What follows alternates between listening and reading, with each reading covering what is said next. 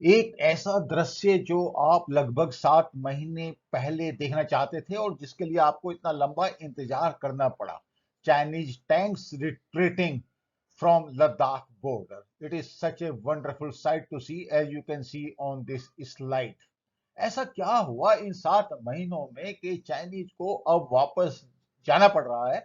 और एक्चुअली सोचने की बात तो ये है कि आफ्टर वो आए क्यों थे और उन्होंने क्या अचीव किया। इंडियन नेशनलिस्ट के इस एपिसोड में मैं कर्नल वीरेंद्र कुमार आपसे ये ही बात आज डिस्कस करने जा रहा हूं। इंडिया और चाइनीज मिलिट्री कमांडर्स और डिप्लोमेटिक लीडर्स और इवन फॉरेन मिनिस्टर्स के बीच में इतने निगोशिएशंस के बाद हम ये देख पा रहे हैं कि लद्दाख में अभी डिसएंगेजमेंट प्रोसेस शुरू हुआ है। और ये स्टार्ट हुआ है northern bank of Pangong Tso lake से। और ऑफ कोर्स साउदर्न बैंक पर भी इसका असर देखने को मिलेगा, जहां पर इंडियन ट्रुप्स डोमिनेटिंग हाइट्स को ऑक्युपाई किए हुए हैं। अब आप देखिए नॉर्दर्न बैंक पर क्या पोजीशन रहेगी। Indians they will be on the you know finger 3 and Chinese will go back behind finger 8, actually finger 8. So this was the position as earlier. So यहाँ पर it is going to be a status quo और उसके बीच में एक buffer zone create किया जाएगा। Now ऐसा क्या हुआ? मीन्स चाइना ने ये ऐसा कभी सोचा नहीं होगा कि वो इंफ्रास्ट्रक्चर बनाएगा, क्योंकि फिंगर 4 तक उसने इंफ्रास्ट्रक्चर बनाई है और वहां पर उनकी पोस्ट थी जो उन्होंने डेवलप की थी, रोड भी डेवलप की थी। और ये पहली बार इंटरनेशनल जो फ्रेटर्निटी है वो ये देख रही है कि चाइनीज जो दूसरे के एरिया को ग्रैब करने में एक्सपर्टाइज डेवलप किए हुए हैं, अगेंस्ट दैट ट्रेंड अभी वो वापस जा रहे हैं। मैं इस एपिसोड में आपसे ये डिस्कस नहीं करूंगा कि एग्जैक्टली ग्राउंड सिचुएशन क्या होने जा रही है। मैं ये डिस्कस करूंगा कि इंडिया अब क्या गलती कर सकता है और उसको क्या गलती नहीं करनी चाहिए। लेकिन सबसे पहले अभी क्यों ऐसा क्या हुआ? पहली बात, नंबर वन पॉइंट ये है कि 16 बिहार ने जो उनको taste of their own medicine दिया, उसने इस गेम का पासा ही पलट दिया। उनको पहली बार लगा कि गलवान बैटल में जहां पर ताश की रिपोर्ट के अकॉर्डिंग उन्होंने 45 सोल्जर्स खोए हैं, इंडिया ने 20 वहां पे लूज किए। हमारे 20 जो जवान है वो वहां पे शहीद हुए, including the commanding officer of 16 Bihar. तो यहाँ पे आके ये ट्रेंड चेंज हो गया और पहली बार चाइना को लगा कि नहीं भैया, अभी हम एक दूसरे ही इंडिया के साथ कन्फ्रंट कर रहे हैं, एक दूसरी ही मिलिट्री लीडरशिप है और पॉलिटिकल लीडरशिप भी बहुत स्ट्रांग है। यहाँ पर रियली चाइनीज को काफी बड़ा सेटबैक लगा। उनके ट्रुप्स का भी एक साइकोलॉजिकल एनिलेशन यहाँ पर हुआ। फिर उन्होंने सोचा कि यस, विंटर आएगी, इंडियंस को डिप्लॉय करना पड़ेगा, हम तो ऑलरेडी वहां पर पहुंच चुके। But they could never thought के Indians have got better resolve to sustain in winters because of Siachen experience. India ने इतनी जल्दी काउंटर मोबिलाइजेशन किया कि चाइना की कॉस्ट इतनी हायर हो सकती थी कि उनका सुपर पावर बनने का सपना भी जाने वाला था। थैंक्स गॉड उनको थोड़ी सी अकल आई और उन्होंने विड्रॉ करने का डिसाइड किया। लेकिन साथ में उन्होंने क्या एक्चुअली अचीव किया? उन्होंने पहली बात तो उन्होंने जो सोचा था वो नहीं हुआ। दूसरी बात, इकोनॉमिक डीकपलिंग की तरफ इंडिया आगे बढ़ने लगा, सेल्फ सस्टेनेंस की तरफ बढ़ने लगा। क्वाड में इंडिया का एक बड़ा इंपॉर्टेंट रोल सामने आया, जबकि इंडिया को लगा कि बगैर अलायंस डेवलप किए हुए चाइना को न्यूट्रलाइज नहीं किया जा सकता। और सबसे बड़ी बात, इंडियन नेशनलिज्म जो एक उभर के आया, you can call it ultra nationalism also, but it is there. Atmanirbhar Abhiyan को काफी बड़ा एक बूस्ट मिला, क्योंकि हमने पहली बार सोचा कि हम चाइना के बगैर भी अपना काम चलाएंगे। चाइना का एक बहुत बड़ा फैक्टर था कि बिडेन एडमिनिस्ट्रेशन के आने के बाद चाइना अमेरिका की रिलेशनशिप कैसी डेवलप होगी। अभी उनको साफ पता चल गया कि there is no big change. Biden भी वही पॉलिसी फॉलो करने चाह रहा है विस विस चाइना जो ट्रंप एडमिनिस्ट्रेशन ने किया था। अब सबसे बड़ा जो सेटबैक इन चाइना को लगा वो लगा इंडो पैसिफिक ओशन में, जहां पर इंडियन नेवी ने काफी डोमिनेंट पोस्चर एक्वायर किया। अंडमान निकोबार को वो डेवलप कर रहे हैं। मीन्स ओवरऑल चाइना ने इंडिया को प्रॉम्प्ट कर दिया कि वो अपने अलायंस डेवलप करे, अपनी नेवी को डेवलप करे, अपने मिलिट्री पोस्चर को डेवलप करे। और सबसे बड़ी बात यह है कि उन्होंने सोचा कि इंडिया इंटरनली इतना स्ट्रांग हो जाएगा। They never thought on those lines. उन्होंने सोचा था कि कोविड की वजह से या फॉर्म इश्यूज की वजह से all those internal factors they will dominate और इंडिया कमजोर हो जाएगा, और रादर नेशनलिज्म जब इंडिया में एमर्ज हुआ तो ये एक उल्टी ही सिचुएशन देखने को मिली। इंडिया इंटरनली भी स्ट्रांग हो गया और इंटरनेशनली भी उसने अलायंस डेवलप किए। और चाइना के साथ सबसे बड़ा जो सेटबैक था वो यही था, they never wanted this thing to happen, they wanted to subjugate India. और यहां पर एक उल्टा ही पासा पलट गया और इंडिया एक इकोनॉमिक डिकपलिंग की तरफ चला गया, जो कि एक इरिवर्सिबल एक्चुअली पोस्चर धीरे धीरे होने वाला है। मोदी और स्ट्रांग बन के सामने आया। और साथ बात यह है कि नेशनलिज्म जब इमर्ज होता है तो इंडिया में लेफ्ट मूवमेंट ऑटोमेटिकली कमजोर होता है और रिफॉर्म्स भी साथ ही साथ आते हैं। और इसलिए चाइना को लगा कि कोई फायदा नहीं है इंडिया के साथ इस तरह की एक हार्ड ऑफेंसिव स्टैंड लेने का, क्योंकि उससे इंडिया इंटरनली और एक्सटर्नली स्ट्रांग बन रहा है। ओवरऑल अगर आप देखें तो China has become a big loser in the entire game and India has become a big gainer. But what I want from Indian government and Indian political military leadership is that we should not lose the sight of facts right now. So this is a balance sheet what India has gained.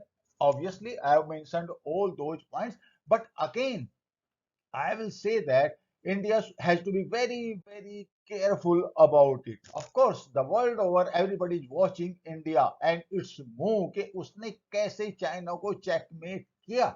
Of course काफी लोग ये कह रहे हैं कि China जो है वो 1959 की जो क्लेम लाइन है वो उसने अचीव कर ली, but fact remains that was 1959 and obviously lot of water has flown after that. India has taken a stand. खास बात ये नहीं कि हम अपने कितना जमीन खोए या कितना जमीन हम गेन करें, खास बात यह है कि हमने चाइना को आज की डेट में चेकमेट कर दिया और उसके बाद हमारे पास ऑप्शंस हैं कि हम अपने मिलिट्री पोस्चर को और नेशनल पोस्चर को इंप्रूव कर सकें। And that is what exactly my point is.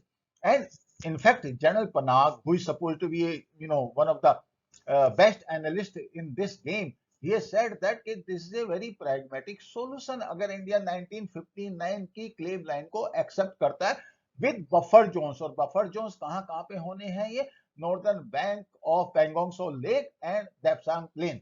लेकिन मैं ये नहीं चाहता कि इंडिया अभी आकर गलती करे, और सबसे बड़ी गलती अगर इंडिया कर सकता है तो ये कर सकता है कि वो क्वाड को वीक करे। अब ऐसा कुछ भी नहीं इंडियन लीडरशिप की तरफ से होना चाहिए जिससे क्वाड की इमरजेंस में कोई रुकावट हो।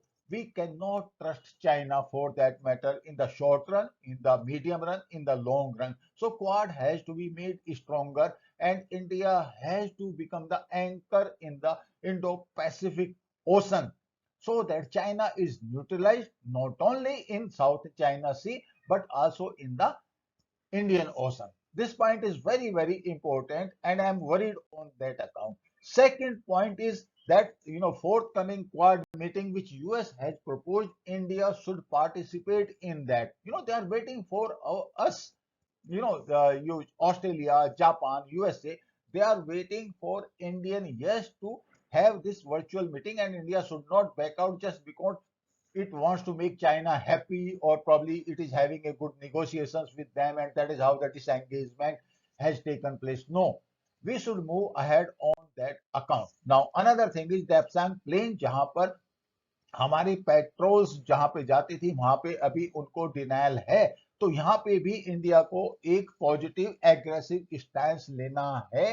That should not be withdrawn, we have to be aggressive on that part. Now the most important point which I am coming right now actually, जिसने चाइना को काफी हद तक हैम्पर किया है, वो है economic decoupling with China. There is no point in coupling with China economically. There is no point that we keep on importing even those items from China which are basically low technology stuff and which is not giving us any advantage economically. Normal expenditure या ऐसे item China से मंगाना जो हम India में बना सकते हैं, कोई इस बात का लॉजिक नहीं बनता। और हमारा उनके साथ जो इम्बैलेंस है वो अच्छा खासा है, we ought to correct that. Simultaneously जो मोस्ट इंपॉर्टेंट पॉइंट ये है कि चाइना को जो सरप्लस ट्रेड में मिल रहा है, that he is using to finance his CPEC and probably to aid Pakistan. Obviously, we cannot give him that advantage. This bilateral trade has to be curtailed. India has to become Atmanirbhar, and we ought to develop our own technology in terms of 5G or any other aspect. Now, what China exactly wanted and where India has really countered, Chinese wanted that border should be like border, where those that aggressive posture of China continues, and economy is separate or trade is separate from that, and India did not accept that. That is why you see we have banned almost 200 Chinese apps, and that is a big setback for that. Not only that, India has gained economically and in terms of its technological gains, plus the self-esteem, very, very important. For the first time, we realized and the world realized that India can stand to China. We made our own stand, and that stand was made very clear by our honorable foreign minister, and we are quite happy with that stand, and the entire world is watching that. Now, we can't really trust the entire disengagement process, and otherwise it is the question of trust and verification. There is no doubt that China is unreliable. I do not have any doubt about it. Now, what exactly we have done actually in the entire world? First of all, entire world has seen that we can stand up to China. So we have gained the reputation. Then our self-esteem has gone up. Then technologically, our Indian companies are going ahead with their 5G programs. Plus, entire world, especially the small neighbors of China, are watching very keenly that what exactly China does. वो सबको डरा के रखता है एक अपनी superiority के साथ, और उनकी लैंड को या उनके बिजनेस को ग्रैब करने के फिराक में रहता है। हमने दुनिया को दिखा दिया कि नहीं, that stand will not work in India, and all these nations, they are watching very clearly how can they devise that strategy to counter China. मतलब हमने एक तरीके से उनको रास्ता दिखा दिया कि चाइना को कहां पर हर्ट करना है, which is very, very important. Which is very, very important. Now, is there an Indian way to deal with China, which we have shown to the world and world has picked it up? Yes, it is a fact. हमने world को दिखा दिया कि China के साथ कैसे deal करना है और चाइना के वीकर पॉइंट्स कहां पर हैं। In China's perception, India is likely to focus on Indian Ocean after settling its northern and western borders. And why not? Why not? Shekhar Gupta in Cut the Clutter has mentioned this point, and he has quoted some Chinese reports which say that yes, this is the India's overall strategic game to settle its northern and western borders and then play a stronger card in the Indian Ocean, and rightly so. Why should not we do that? We have realized in the entire game that China is very, very vulnerable in Indian Ocean, and we have capitalized on that. This is a time to invest in Indian armed forces, take a assertive posture everywhere. We don't have to be offensive, we don't have to be defensive, but we ought to be very, very assertive, settle our borders with China and Pakistan with the strategy which we have made, and teach China that yes, India is a aggressive or assertive superpower, and we can hold on our own in international discussions. मेरा ये video आपको कैसा लगा? Please like and subscribe. With this me colonel Virendra Kumar signing off. Thank you very much.